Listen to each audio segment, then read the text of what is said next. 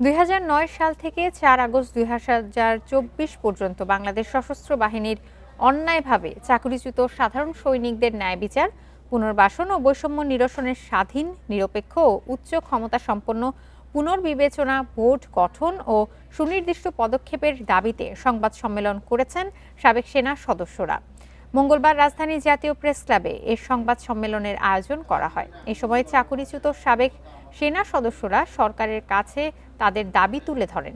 এ সময় তারা চাকরিচ্যুত প্রত্যেক সৈনিককে সম্মানজনক পুনর্বহাল ও আর্থিক ক্ষতিপূরণ সহ বকেয়া বেতন ভাতা ও ভূতাপেক্ষ পদোন্নতি সহ সকল রাষ্ট্রীয় সামরিক সুযোগ সুবিধা নিশ্চিত করার দাবি জানান। একই সাথে ২০০৯ সাল থেকে ৪ আগস্ট ২০২৪ পর্যন্ত সংগঠিত সকল অন্যায় ও বৈষম্যমূলক চাকরিচ্যুতির ঘটনা তদন্ত ও পুনর্মূল্যায়নের জন্য অবিলম্বে একটি স্বাধীন, নিরপেক্ষ ও উচ্চ ক্ষমতাসম্পন্ন তদন্ত বোর্ড গঠনের কথাও উল্লেখ করেন ভুক্তভোগীরা।